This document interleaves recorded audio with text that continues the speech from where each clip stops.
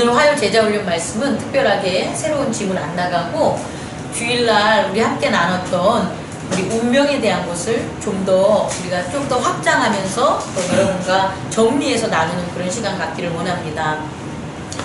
먼저 제가 마태복음 17장에 들어가면서 예수 그리스도가 그 제자들 베드로와 야고보와 요한에게 변화산상에서 그 머리가 희고 얼굴이 희고 그리고 모세와 엘리야와 대화를 나누는 그것을 보여줌이 그게 예수님의 일상이 아니라는 걸 가르쳤죠. 다시 말해 이례적이라는 걸 했어요.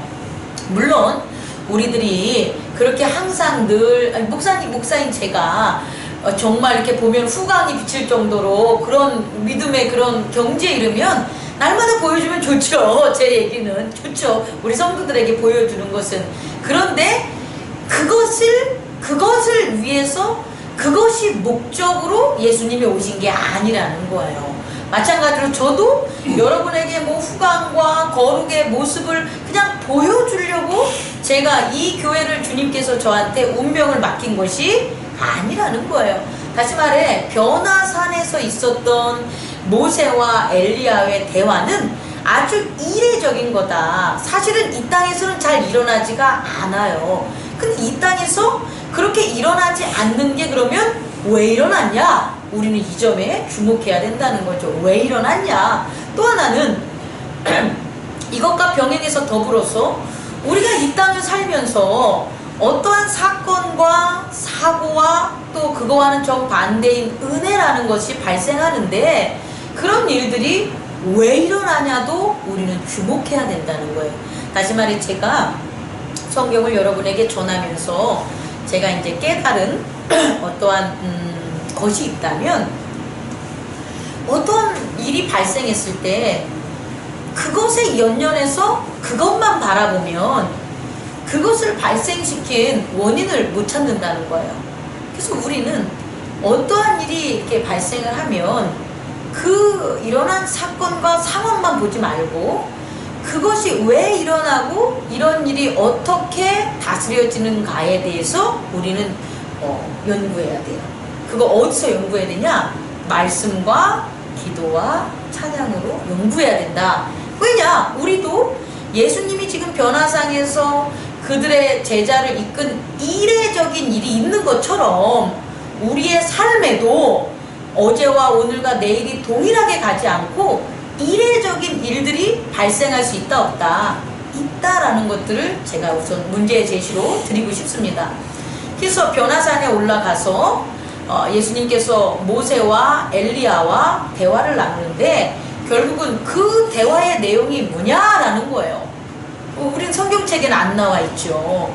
모세와 엘리야랑 나눈 대화가 안 나와 있지만 미루어 추측한다면 이분들이 나눈 대화가 어디 나오냐 봤더니 구름이 호련히 오면서 그 요한과 베드로와 야고보가 주여 제가 모세를 위하여 엘리야를 위하여 주를 위하여 이곳에서 뭘 짓겠다? 초막을 짓겠습니다. 안 내려가겠다는 거걸랑요. 이곳에서 안 내려가고 그냥 여기서 살겠습니다 라고 했을 때 하나님께서 호련히 음성이 나오는데 이는 내 사랑하는 아들이요 자요 기뻐하는 자니라. 뭐라고요? 그 다음에 너희는 그의 말을 들을지어다 라고 대답을 한 거라는 거예요. 이게 결국은 오늘의 핵심이라는 거예요. 우리의 삶에 있어서 우리가 이 말 외에는 하나님에게 이게 기도 아무리 열심히 해도 안 들려요. 기도 아무리 해도 어떠한 하나님이 뭐 이리 가라 저리 가라 뭐 이리 가라 뭐 이런 것들 많이 하신다고 하는데 결국은 그렇지 않아요. 뭐냐면 너는 내 아들이야. 그리고 나는 너를 뭐해? 사랑해. 기뻐해. 이렇게 전해요. 그리고 마지막으로 뭐냐면 내 말을 들으라 이거예요. 내 말을 들으라. 내 성경의 말을 뭐하라? 들으라. 성경의 말씀으로 너희는 뭐하라? 살아가라 라는 게 하나님이 이 땅에 살고 있는 우리에게 하는 말이고 또 변화산상에 올라가서 예수님이 모세와 엘리야와 대화를 나눠도 그 내용은 어떤 뭐 전혀 예상치 못한 내용이 아니라 결국은 예수의 말, 하나님의 말씀을 뭐하라? 들으라는 것을 그들의 제자들에게 얘기했다는 거예요. 그렇다면 오늘 이 배경으로 보면 이 제자들이 그 제자들의 마음에 무엇이 있을 거를 우리는 추측할 수가 있겠어요? 어떤 제자들의 마음에 무엇들이 있을까요? 동요? 뭐 아니 이전에 예수에 대해서 어떤 마음을 가지고 있을까요? 동요가 있었다고 그랬잖아요. 그렇죠. 동요가 있었던 거예요. 근데 그 동요를 겉으로 표현하지 않는 것 뿐이라는 거예요. 그 동요의 물결은 엄청나게 뭐했다? 강하고 거셌다는 거예요. 뭐 예를 들어서 여기서는 기록이 안 돼 있지만 제가 설교할 때 오병이어 기적을 얘기했잖아요. 오병이어 기적 후에 누가복음 아마 누가복음 나오는 오병이어 후에 66장이 6절인가 좀 뒤에요. 거길 보면 이후 제자들이 12제자만 남고 다 떠났다 그래요. 예수를 따르는 자들이 그 중에서 그냥 예수를 따르는 자가 아니라 예수를 따르는 제자라고 나와요. 그러니까 그 제자가 12제자 말고도 70명의 제자, 더 말하면 700명의 제자도 될 만큼 많았는데 생명의 떡 이후에, 다시 말해 예수님이 비유적으로 생명의 떡은 내가 죽는다는 거 몰랐요? 그 비유적인 생명의 떡 이후에 다 떠났다는 거예요. 그러니 지금 그 이후에 이들이 떠났어. 떠나고 남은 자들이 직접적으로 예수님이 뭐라고 하냐면 나는 뭐한다? 죽을 거야 라는 얘기를 하고, 그리고 3일 만에 나는 살아날 거야 라고 했는데 그게 들린다 안 들린다? 안 들린다라는 거예요. 에고는 경험한 것만 뭐한다? 받아들일 수가 있어요. 우리의 정신은 경험한 것만 받아들여요. 그래서 이제 잠깐 곁가지로 하나를 더 설명해 주면 이게 믿음이야 혹은 이게 나의 이성이야 이렇게 헷갈릴 때가 있어요. 이게 믿음이지 이게 생각인지 헷갈릴 때 그 구분점이 뭐냐면, 생각은 경험한 것, 생각은 경험한 것 테두리를 넘어갈 수가 없어요. 그래서 눈으로 본 것 혹은 귀로 들은 것 혹은 지식적으로 간접 지식을 가진 것 혹은 내가 직접 경험한 것, 이런 내용이라면 생각을 근간으로 우리가 살아가는 거고, 그게 아니라 들어보지도 못했어, 경험해보지도 못했어, 보지도 못했어, 그런데 말씀이 그렇대. 또 예배 중에 내가 들은 그 굳건한 믿음, 의지가 그래 라고 하면 그건 생각이 한 게 아니라 뭐다고요? 믿음이 세워진 거예요. 믿음. 그래서 믿음은 영원한 거예요. 만약에 믿음이 경험을 바탕으로 세워진 거라면 경험에 따라서 어떻게 된다? 변하고 변질될 수밖에 없어요. 그게 오늘날 교회의 단점이에요. 믿음을 경험에서 찾는 거예요. 근데 믿음은 경험에서 찾는 게 아니라 언약에서 찾는 거예요. 절대적인 법에서 찾는 거예요.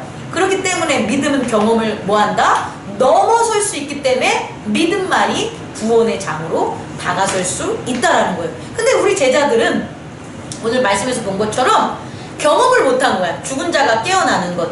물론 지금 누가복음 17장에는 나사로를 살린 게 안 나와요. 다시 말해 죽은 자를 살린 것에 대한 예를 그들은 경험하지 못한 상황이에요. 아직까지는. 그러다 보니까 이들에게 있어서 예수 그리스도가 죽으러 간다는 건 살아남을 이해 못하니까, 믿지 못하니까 죽으러 간다는 게 그들에겐 뭐가 되냐? 큰 동요가 되는 거예요. 이제 다시 또 예를 들어주면 우리도 그래요. 우리도 어떠냐면 가난하고 힘들 때 너 잘 될 거야 이렇게 아무리 옆에서 얘기해도 소용이 있다 없다? 없다. 안 믿어. 가난한 자가 당신 열심히 노력하고 이렇게 살면은 분명히 부자가 될 거예요 라고 얘기하면 그 사람은 그걸 갖다 이렇게 받아들인다 못 받아들인다? 못 받아들여. 왜? 경험하지 못했기 때문에 경험 못해요. 근데 그걸 받아들이게끔 해서 믿음의 장으로 오면, 믿음은 경험하지 않고도 말씀으로 일어나는 거기 때문에 그 가난한 자가 뭐 하는 거예요? 나는 부유해 줄 수 있어 라고 믿어. 믿으면 되는 거예요. 믿으면 그 이후에 자기 행동이 어떻게 돼요? 바뀌어요. 그리고 결국은 자기가 살았던 가난한 그런 환경에서 벗어나게 돼서 그 부유함의 경지로 뭐 할 수 있다? 갈 수 있다라는 거예요. 아픈 사람도요, 당신 아플 때 기도하고 하면 날 거야 라고 하면 못 믿어. 왜? 아프면 못 믿는 거야. 왜? 경험이 그렇게 됐기 때문에. 그런데 믿음이 들어가면 그 사람이 믿게 되면 그 아픔을 극복하려는 걸 세상적으로 원망과 어떤 짜증과 이렇게 하는 게 아니라 오히려 기회야, 이거 고칠 수 있어, 이렇게 이런 긍정적인 것으로 나아갈 수 있다라는 거예요. 그걸 제가 여러분과 함께 나누었으면 좋겠다는 겁니다. 다시 말해, 지금 이들은 예수 그리스도의 부활을 믿을 수 있다 없다? 믿을 수 없다. 생각할 수 있다 없다? 없다라는 거예요. 그래서 뭐하냐? 마음속으로 리젝트, 안 따라야 돼 하고 있다라는 거예요. 안 따라야 돼. 또 하나만 더 적용하면, 자녀가 부모를 안 따를 때도 이러는 거예요. 다시 말해, 믿음이 없어. 자녀가 예수 그리스도 하나님의 믿음이 없는데 부모님이 야, 이렇게 하는 게 좋은 길이야 라고 하면 걔네가 안 따르는 게 뭐한 거다? 당연한 거다. 근데 부모를 믿고 믿음의 씨앗이 있었던 친구는 예수 그리스도를 믿지 못해도 부모의 말을 믿는 믿음의 관계를 형성된 친구는 어떻게 되냐? 그대로 한다는 거예요. 그래서 자녀 교육에서 가장 중요한 건 뭐냐면, 그 믿음이 있는 청소년기 이전에 무조건 잘해줘야 되는 거예요. 청소년기 이전에 부모와 자녀의 관계가 뭐 우리 아빠밖에 없어, 우리 엄마밖에 없어까지 가야 돼요. 그러면 그 유년기에 있었던 그 믿음이 결국은 그 부모와 자녀 간의 믿음으로 해가지고 성장이 돼도 그걸 깨기가 힘들어요. 근데 그때 그 믿음이 형성이 안 되면 나중에 클 때 부모가 어떻게 할 수가 없어요. 그러면 하나님 앞에 나와야 돼. 왜? 그 믿음은 누가 해주는 거니까 이제 하나님이 자녀와 형성을 해야 되니까. 자, 두 번째는 이렇게 믿음이 없기 때문에, 경험하지 못했기 때문에 거절한다는 거예요. 그거는 우리의 잘못도 아니고 타인의 잘못도 아니라는 걸 얘기하고 싶어요. 근데 우리는 그걸 갖다가 나의 잘못이나 뭐 부모가 이제 사는데 자녀가 나를 안 따라주면 내가 잘못했어, 내가 죄인이야 라고 하는 자기 비하나, 아니면 자기는 안 바라보고 너가 잘못했어, 너 그렇게 살면 안 돼, 너 정말 못된 놈이야 라는 남한테 그걸 뭐한다, 타인에게 그걸 전가하는데 그게 아니다. 우리 에고는 뭐다? 경험하지 못한 것들은 믿지 못하고 따르지 못한다. 그래서 믿음이 형성되는 게 가장 뭐하다? 중요하다. 그래서 리젝트를 한 거예요, 그 제자들이. 그래서 고들만 쏙 올라서 이례적으로 예수님께서 그 예수님의 정체, 예수님의 선제적인 원래 그리스도의 정체를 뭐한 거예요? 보여줬다라는 거죠. 자, 세 번째로 가면, 그럼 예수님은 원래 그런 분이야. 그런 분. 그렇게 모세나 엘리야와 함께 그렇게 영적으로 계시는 분이 그분의 운명이에요. 원래는 존재는. 근데 그분이 산을 내려와야 된다는 거예요. 제자들 3명이 아무리 거기서 초막을 짓고 싶어도 예수님은 뭐 하는 거예요? 내려올 운명이 있기 때문에 그들은 아예 거기서 지을 수가 없었다는 거예요. 또 하나는, 예수님이 만약에 안 내려왔다면 그 귀신 들려서 귀신 들린 아들을 둔 그 사람을 예수님이 고쳐줄 이유가 있다 없다? 없다라는 거예요. 그런데 예수님은 하나님이 내려와서 누구나를 뭐 해야 되는 거예요? 구원하는 운명을 가지시고 있기 때문에 내려올 수밖에 없다라는 거죠. 우리는 이것을 감사해야 돼요. 우리는 귀신을 쫓아서 아이를 낳냐 안 낳냐를 감사하는 게 아니에요.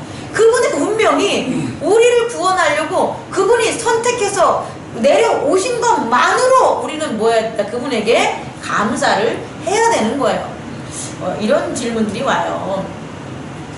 그러니까 큰 대형교회는 담임 목사님하고 부목사님하고 알게 모르게 이렇게 갭이 있어요. 그래서 성도들이, 흔히 젊은 층은 부목사님들을 좋아하고, 왜? 자기들과 이렇게 거의 이제 세대가 통하니까. 그래서 또 올드한 목사님을 갖다가 뭐 말씀이 좋으니 안 좋으니 그러면서 사실상은 이렇게 뭐라고 할까, 이렇게 나눠지는 경우가 있어요. 근데 저는 그런 질문 왔을 때 제가 깨달았고 얘기해 준 건 이런 거예요. 뭐냐면, 그 담임 목사는 설교를 잘한다고 해서 그 시점에서 존경해 주는 게 아니다. 그 담임 목사가 그 어려울 때에 그 교회를 지키지 않았으면 오늘날 그 부목사를 둘 만큼의 교회는 존재할 수가 없어요. 그래서 그 담임 목사는 마땅히 지금의 모습으로 공경해야 되는 게 아니라 뭐의 모습으로 했냐면, 내가 이 교회를 다니지 않았을 때부터 하나님의 명을 받고 그렇게 어려움을 극복하고 그 지켜주신 그것만으로도 뭐 해야 된다? 은혜로 감사해야 되는데 그러지 못하는 거예요. 그것도 부교육자 같은 경우는 그렇게 열심히 부교육자가 지금 이 순간 담임 목사님하고는 그 세대는 틀려서 말씀하는 것에 대한 차이는 있지만 그 젊은 세대를 잡아주는 것만으로 뭐 해야 된다? 감사해야 된다는 거, 은혜를 가져야 되는 거예요. 근데 우리는 항상 뭐냐? 조건적인 걸로 판단을 한다는 거죠. 예수님이 귀신 들린 아들에게 귀신을 쫓아서 예수님이 아니라는 거예요. 우리는 이걸 분명하게 얘기해 줘야 돼요. 근데 우리는 경험적으로 우리의 환난과 우리의 고난과 고통을 해결해 줬어. 그래서 경험적으로 주실 거야. 줬어. 이거에 따라서 뭐 하는 거예요? 예수님을 갖다 믿으면 안 된다는 것을 전해줄게요. 아무 상관이 없다라는 거예요. 예수님은 그걸 안 고쳐도 돼요. 그런데 네 번째로 그럼 예수님의 운명이 뭐냐는 거예요. 예수님의 운명이 바로 말한 것처럼 모세와 엘리야와 더불어서 이 예수님과 세 명은 정말 이 운명을 공통적인 특징이 있는데 이들의 공통적인 특징은 뭐냐면 하나님과 뭐한다? 함께 하시는 것을 리젝트하지 않았다는 거예요. 제가 되게 재밌는 얘기 해줄게. 이제 진짜 재밌는 얘기예요. 우리들의 신앙에 발전이 없고 믿음이 없는 것은 내가 노력을 안 해서도 아니고요. 내가 뭐 이상해서도 아니야. 뭐 때문에 안 이루어지냐면 하나님과 만나기 싫어서 그래요. 너무 아이러니하지 않습니까?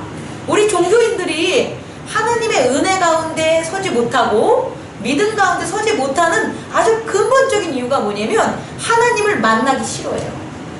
하나님이 만나준다 그러고 하나님이 함께 해준다고 해도 됐어요 그래요. 정말이라니까. 됐어요. 모든 사람이 그랬어요. 누구? 아하방도 그랬고요. 아이 솔로몬도 그랬어요. 다윗도 그랬어요. 이스라엘에 걸쭉걸쭉하게 많이 그런 성장한 그런 믿음에 있는 사람들도 하나님을 거부한 일들이 많아요. 아니 대표적인 게 요나잖아요. 요나는 대놓고 다시스로 갔잖아요. 이렇게 이것이 아니 누가 하나님의 말씀과 하나님이 함께하는 것을 거절합니까? 이렇게 변명하지만 실은 그게 아니라 다 그래. 자기의 죄 앞에서. 그렇죠. 다 그런 거예요. 다 하나님을 만나기 싫어하는 거예요. 어디에서? 이 땅에서는. 이 땅에서는 하나님 만나기 싫고 이 땅 떠나서 어디서 천국 가서 만나고 싶어해. 근데 그렇게 된다 안 된다? 안 된다. 이 땅에서 하나님을 만나야지 천국에 갈 수 있는 거예요. 이 땅에서 하나님을 안 만나고 천국 갈 수 있는 방법은 없다.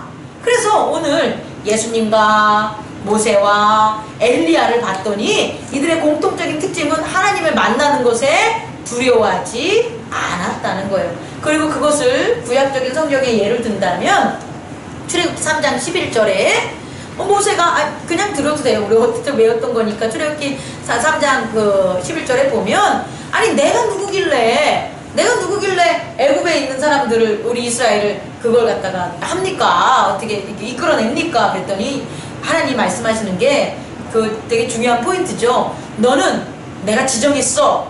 내가 너를 세웠어. 내가 너에게 능력을 줘. 이런 말을 안 하셨어요. 맨 처음에는. 뭐라고 하시냐면 그런 말 안 하고 나는 너와 뭐한다? 반드시 함께한다 라는 거예요. 그러니까 우리의 존재는 우리 목사야, 성도야, 누구누구야, 의사야, 아무개야 이게 아니에요. 우리의 정체적인 이름은 뭐냐면 하나님이 함께하는 자예요. 그래서 이것을 성경에서 찾으면 뭐냐? 임마누엘이에요. 결국 우리들의 이름은 뭐냐면 임마누엘이 돼야 되는 거예요. 그리고 이 임마누엘을 조금 더 내셔널, 나라화 시킨 게 뭐냐면 이스라엘이에요. 임마누엘을 나라화 시킨 게 뭐라고요? 이스라엘이에요. 그러니까 지금 출애굽기 3장 11절에 내가 너와 함께한다 이것은 아브라함에게도 했고 누구에게도 했어요? 이삭에게도 했고 야곱에게도 한 거예요. 근데 야곱의 이름을 뭐로 바꾼 거예요? 이스라엘로 한 거 있죠. 다시 말해 하나님이 아브라함과 했을 때 내 민족을 별과 같이 세운다고 했잖아요. 그때 그 언약의 1차적인 그 실현의 모습이 뭐냐면 야곱이에요. 1차적으로 바로 벌떼같이 세워놓은 게 아니라 야곱의 족속을 세웠는데 야곱의 이름부터 뭐로 바꾼 거예요? 이스라엘로 바꿔놓은 거예요. 그리고 그 이스라엘이 400년이라는 애굽의 종살이를 하면서 하나님의 백성이 되는 과정을 뭐 하는 거예요? 겪는 거예요. 다시 말해 하나님의 그 언약은 나 내일 줄게 모레 줄게 이게 아니에요. 결국은 그의 백성으로 모든 자들을 세우기까지의 그 시간이 알파요 오메가의 시간이었던 거예요. 근데 그 나타나는 하나하나의 분기점에 따라서 그것을 우리가 깨달을 수 있는 증표들이 어떻게 되는 거예요? 표적들이 다양하게 점진된다라는 것을 우리는 깨달았으면 좋겠다는 거죠. 그래서 하나님께 함께 하셔. 그게 우리의 뭐라고요? 이름인 임마누엘이고 그게 먼저 이루어졌네. 그게 뭐다? 이스라엘이라는 거예요. 그리고 그 이스라엘이 출애굽 시절에 어디? 가나안 땅으로 가면서 이게 밝혀지게 되는 거예요. 자, 요건 제가 줄날 안 전했는데 가나안 땅이 젖과 꿀이 흐르는 땅이 맞아요. 젖과 꿀이 흐르는 땅인데 그 젖과 꿀이 흐르는 땅의 원래 주인은 누구예요? 하나님이에요. 그래서 하나님이 뭐라고 하냐면 그 땅을 내 땅이라 그래요. 내 땅, 나의 땅. 나의 땅은 애굽의 땅과 다르다 그래요. 그래서 나의 땅으로 오면 내가 보살펴야지만 뭐한다? 살 수 있다고 하셔요. 그런데 그 하나님의 땅에 지금 누가 있는 거예요? 가나안 족속이 있는 거예요. 다시 말해 하나님의 그 예전에 아브라함 이전에 보면 뭐 아담부터 쭉 내려왔을 때 그렇게 하나님을 섬기던 가나안 땅에 그런 제사장 그런 백성이 있었다 없었다? 있었다는 거예요. 근데 그들도 뭐 했다는 거예요? 타락했다라는 거예요. 그래서 그들이 타락해서 그 땅에 누가 사냐? 가나안 족속들이 사는 거예요. 그러니 내가 다시금 뭐 하는 거예요? 믿음을 잇는 아브라함을 통해서 내 민족을 뭐 하는 거예요? 세워서 만들어서 다시금 가나안 땅을 뭐 하겠다? 다스리게끔 하겠다는 게 하나님의 뭐냐? 계획인 거예요. 결국 우리들도 마찬가지예요. 교회를 세운 것은 뭐냐면 하나님의 백성으로 우리를 뭐 하겠다는 거예요? 거듭나게 하겠다는 거예요. 거듭나서 뭐 하냐? 이 땅에서 하나님의 땅이었고 하나님의 내셔널이었는데 그곳을 누가 가지고 있어요? 가나안 부족들 죄와 악이 다스리는 그곳에 우리를 뭐 하겠다? 세우겠다 이 소리예요. 그게 여러분 가정이에요? 여러분 기업이에요. 그러니까 이게 분리된 게 아니라 동일하다는 걸 지금 얘기하는 거예요. 결국 우리는 이 법칙대로 하나님이 너와 함께 하셔라는 게 예수 그리스도의 보혈의 피가 되는 거예요. 예수 그리스도가 우리와 함께 하셔. 그리고 그 함께 하려면 준비 과정이 필요하잖아요. 그게 출애굽기 전부라고요. 출애굽기 전부에 그렇게 되다가 그것이 이루어졌어요. 어떻게 이루어지냐? 성막을 드디어 완성했어요. 그 가운데 금송아지 사건도 있었고요. 배신해가지고 많은 사람, 뭐 여러 가지 모세가 좀 위협을 당하는 것도 있었고요. 매출하기나 혹은 만나 때문에 불평하는 것도 있었고요. 여러 가지가 되게 많았단 말이에요. 근데 결국 39장에 가면 성막이 어떻게 된다? 완성된다라는 거예요. 그리고 그 완성됨으로 어떠한 열매가 열렸냐 봤더니 축복했다는 거예요. 누가? 모세가 누구를? 이스라엘인들을 축복한다는 거예요. 이 축복의 의미는 단순히 복받아라 이게 아니라 이스라엘 모든 민족들이 뭐 한 거예요? 면류관을 쓴 거예요. 누가? 12지파가. 12지파의 각각의 우두머리들이 다 뭐 한 거예요? 면류관을 받은 거예요. 그게 축복이라고요. 그냥 모세가 축복했어 라는 게 아니라 그 컨텐츠의 내용을 보면 뭐가 되냐면 12부족이 모두가 다 자기가 맡은 바 성막을 할 수 있는 그 역할들을 누구는 금은 보석을 내고 누구는 지혜로운 마음으로 그걸 만들고 누구는 돕고 이런 과정이 완벽하게 된 거예요. 그래서 이제 니들은 뭐다? 가나안 땅에 들어갈 수 있는 축복받은 하나님의 백성이다 라고 그런 하관식 머리에 관을 세우는 그런 어떤 어노인팅 그게 이루어진 게 바로 뭐가 되냐? 모세의 축복이 된다는 거예요. 이게 바로 우리의 운명이라고요. 이게 이스라엘이라는 이스라엘 민족이잖아요. 이스라엘을 우리가 이제 이렇게 배웠어요. 뭐냐면 약복강에서 야곱이 그 하나님의 사람과 싸움을 해가지고 이겼어. 그래서 하나님을 이긴 자, 그래서 이스라엘이라고 한다고 하는데 잘못된 해석이고요. 요새 우리 신학자들과 저기들은 그렇게 해석 안 하고요. 하나님의 다스림에 온전히 인정한 자, 그게 이스라엘이라 그래요. 이전까지는 안 그랬걸랑요. 하나님이 다스리려고 해도 아까 뭐라 그랬죠? 거부했단 말이에요. 하나님과 함께하는 걸 거부했어. 왜? 뭐 때문에? 애굽에서 종으로 사는 게 더 좋다라는 거예요. 그래서 거절하고 살았는데 그게 아니라 이제는 성막을 지음으로써 어떻게 된 거예요? 하나님과 함께 살기를 원하고 받아들이는 백성이 됐다. 다시 말해 하나님의 다스림에 뭐 하는 거예요? 순종하는 자들, 그게 이스라엘이라는 거예요. 그리고 이스라엘은 또한 그 길을 뭐 한다? 걷게 되는 거예요. 물론 타락의 길은 또 있지만 그게 바로 이스라엘이다. 그렇다면 오늘날 우리는 뭐냐? 우리의 운명은 바로 임마누엘이라는 거예요. 이스라엘이 하나님의 다스림을 받는 자로 그렇게 구약의 역사를 썼다면 신약의 역사는 뭐냐면 예수 그리스도의 운명, 그 운명을 내가 뭐 하는 거예요? 받아들이는 거예요. 다시 말해 나는 뭐 하겠다? 예수님과 함께 하겠다. 나는 예수님을 거절하지 않겠다라고 하는 게 바로 임마누엘이라는 거예요. 그러니까 우리들의 이름을 진다면 우리들은 다 뭐가 되냐면 임마누엘 이렇게 되는 거예요. 이게 축복이라는 거예요. 구약엔 이스라엘의 민족이라면 신약엔 뭐가 된다? 임마누엘. 우리 함께 임마누엘이라는 그 고백을 날마다 저와 여러분들이 했으면 좋겠어요. 왜냐? 그게 우리의 뭐니까? 운명이니까. 그게 우리의 운명이니까. 자, 정리하겠습니다. 운명을 국어사전에서 찾으면 뭐라고 나온다고요? 우주를 다스리는 초인적인 힘 이렇게 나왔잖아요. 제가 어디 설교를 어제 가서 전했는데 운명을 믿으십니까? 그랬더니 다들 안 믿는데 운명을 안 믿어요. 운명이 뭡니까? 그랬더니 운명은 내가 어떻게 할 수 없는 거죠? 이렇게 얘기해. 아니 근데 너무 모순적인 거야. 내가 어떻게 할 수 없는 것이 운명의 정이면 운명을 믿어야지. 왜? 우리 이 땅을 살아가면서 내가 어떻게 할 수 없는 일들을 뭐해요?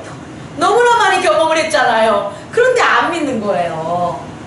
왜? 내가 할 수 없는 일을 믿으면 내가 하려고 하는 걸 못하게 될까봐 단지 그 에고의 그 걱정 때문에 내가 절대적인 힘을 받아들이지 못한다는 거죠. 그런데 우리는 운명을 믿어야 되는 거예요. 어떤 운명? 우주를 만들고 우주를 지배하는 하나님의 엘로힘을 믿어야 돼요. 그게 우리의 뭐다? 운명이다 라는 걸 잊지 마시기 바랍니다. 또 하나, 그런 운명이 그럼 있음을 우리는 어떻게 증명할 거냐는 거예요. 운명이 있다는 걸 어떻게 증명할 거예요? 깜짝이야.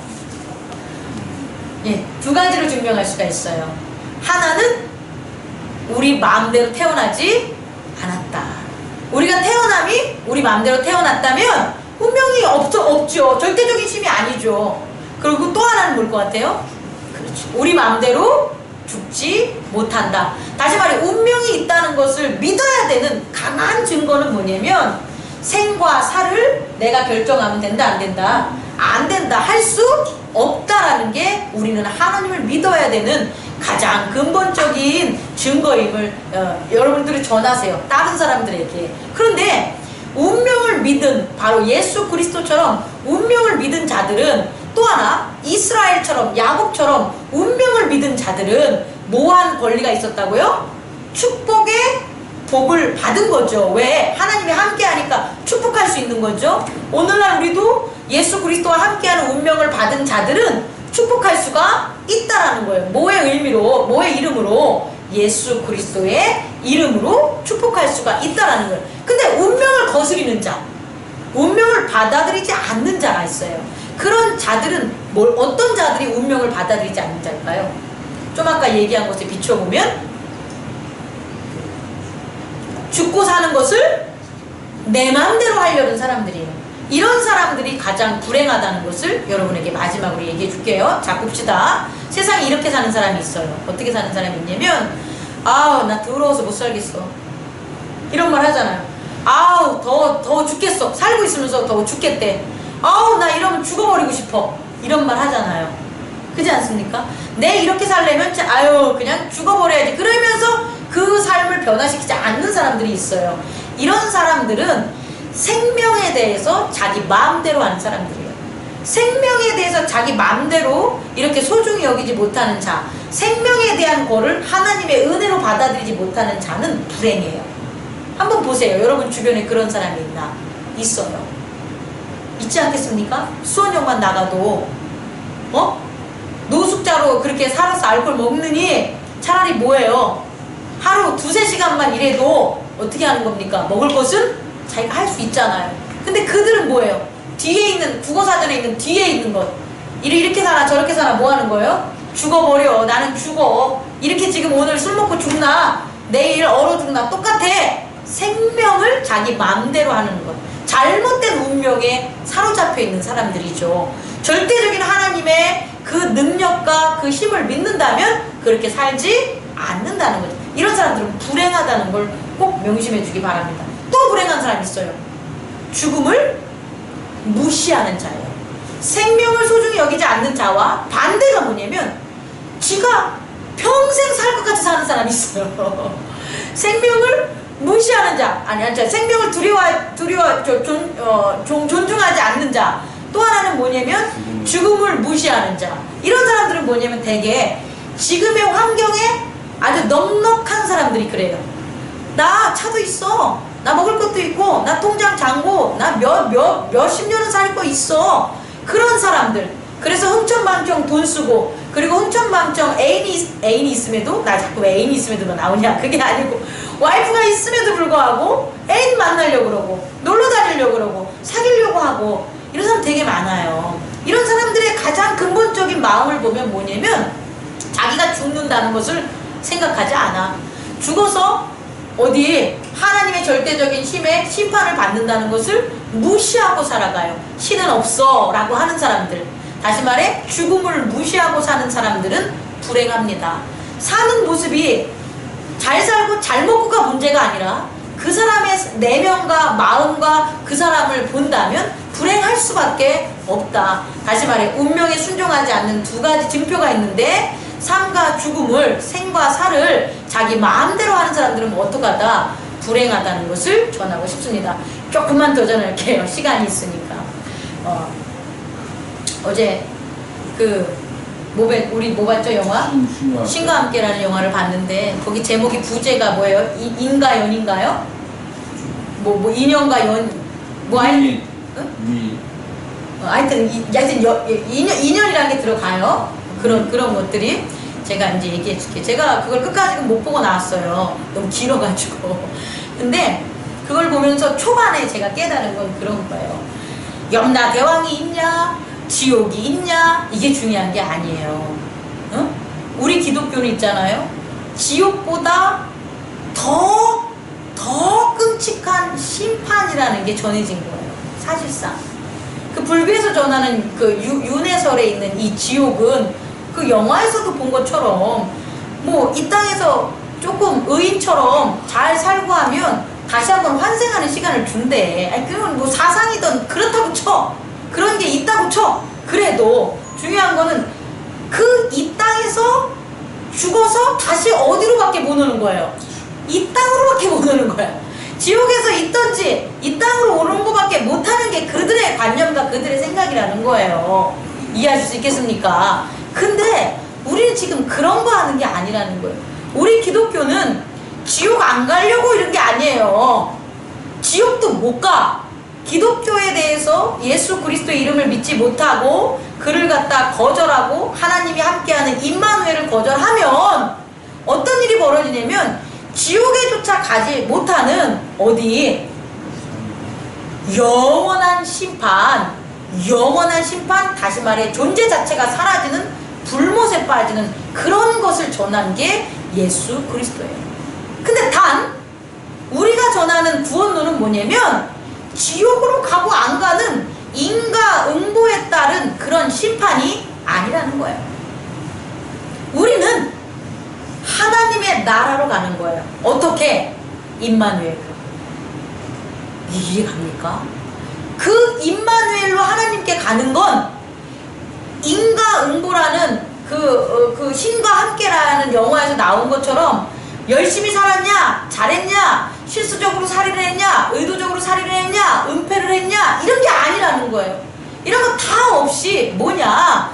예수 그리스도의 이름을 믿으라는 거예요. 왜? 예수 그리스도가 누구니까? 하나님이시니까. 그래서 하나님과 함께 하라는 거예요. 다시 말해, 우리 기독교는요, 이것저것 교리적이고 따지고 뭐 해가지고 축복받는 게 아니에요. 누구를 믿냐? 하나님이 함께하는 것을 내가 받아들이면 되는 거예요. 하나님이 함께하는 임마누엘을 받아들이면 하나님이 너희와 뭐 하겠다? 함께 하겠다. 그래서 영생이 되는 거고, 그래서 죽은 자의 부활이 되는 거예요. 하나님이 함께하지 않는 임마누엘이 없다면 영생도 없고 뭐 하는 거예요? 부활도 없는 거예요. 그래서 우리는 예배를 드려야 된다는 거예요. 성막의 이스라엘 사람들이 성막의 역할을 하나하나 담당한 것처럼 오늘날 임마누엘을 하기 위해서 교회를 섬기라는 거예요. 근데 교회라는 그런 예배, 하나님과 예배 드리는 이런 교회 공동체가 없으면 예배 드릴 수가 없어요. 그리고 그 예배를 아무리 자기가 신령과 진정으로 드리려고 해도 드려지지 않아요. 왜냐? 말씀에서 뭐라고 했냐면, 그런 교회 공동체를 반석 위에 모아라. 예수님이 세우시라고 한 건 그 교회에서 내가 뭐 하겠다? 역사하겠다는 거예요. 우리는 그런 귀하고 귀한 운명을 받아들이는, 임마누엘의 운명을 받아들이는 저와 여러분이라고 잊지 마십시오. 그리고 또 하나는 축복하십시오. 임마누엘이 됐다면 이제부터는 축복밖에 없다라는 거예요. 제가 이 2주 동안 여러 가지 저의 개인적인 믿음의 도전과 어려움을 겪으면서 제가 깨달은 건 이거예요. 딱 정수, 축복하자. 무조건 축복하자. 축복 외에는 임마누엘이 없어. 하나님이 우리를 통해서 심판하진 않아요. 무슨 말씀인지 알겠죠? 우리를 통해서 우리와 함께 하는데, 임마누엘 하는데, 우리 보고 형제를 뭐하라? 심판하라고 하지 않아요. 심판에 걸리는 오직 한 명밖에 없어요. 누구? 인자밖에 없어요. 예수 그리스도밖에 없어요. 그러니까 결국 우리에게 있는 건 뭐냐면 축복밖에 없는데, 우리가 그동안 제가 목사라는 신분으로 살면서 과연 축복을 얼마나 했을까? 이렇게 돌이켰을 때 너무 잘못했다는 그런 회개의 눈물이 정말 흘렸고요. 내가 잘못 목사의 길을 걸었구나. 나는 축복하는 자인데 축복을 너무 인색했구나. 시시비비를 가리면서. 그게 아니라는 거예요. 하나님이 우리를 임마누엘하는 이유는 딱 하나야. 아브라함에게 임마누엘, 아브라함에게 이스라엘을 약속한 거는 이삭에 대한 축복이고, 이삭에게 이스라엘을 갖다가 언약한 것은 축복의, 이삭이 야곱을 축복하라고 한 거고, 야곱에게 이스라엘이라는 이름을 준 것은 요셉과 그 민족을 뭐하라고? 축복하라고 준 거예요. 마찬가지로 우리도 이스라엘이라는 하나님의, 임마누엘이라는 하나님이, 예수님이 함께 하시는 그 하나님의 자녀가 된 것은 뭐하라고? 축복하라고. 그래서 축복합시다.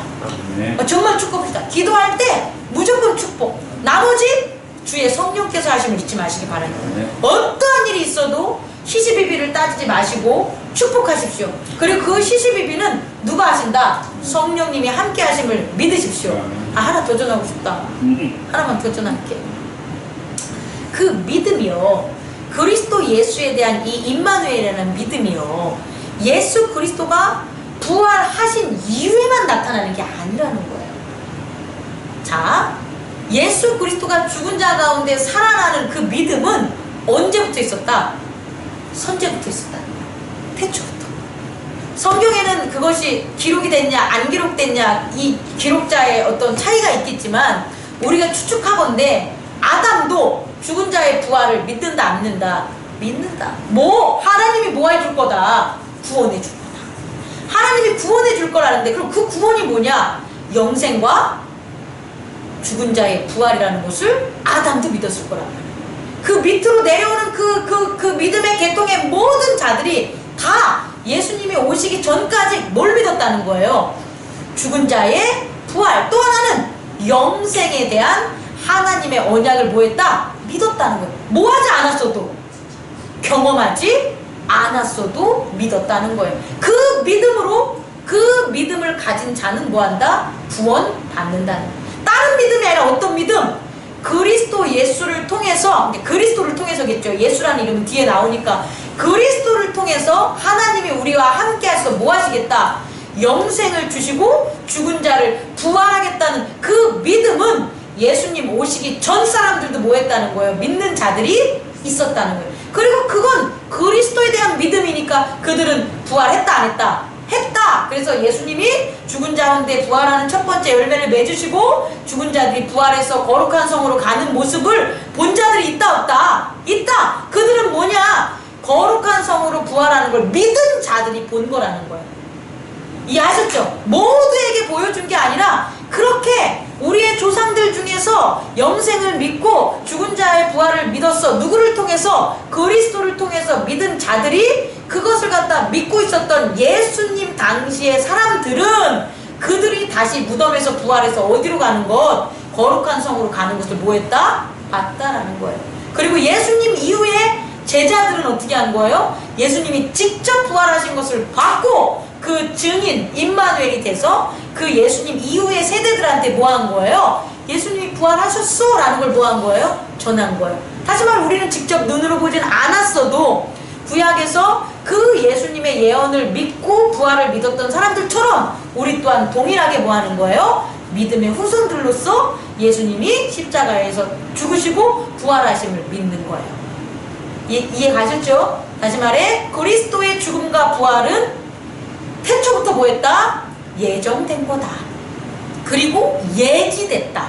누구를 통해? 하나님을 잘 따르고 믿는 모세나 엘리야나 하나님이 함께함을 거절하지 않는 사람들을 통해서 어떻게 됐다? 이루어졌다. 뭐로? 축복의 열매로. 잊지 마시기 바랍니다.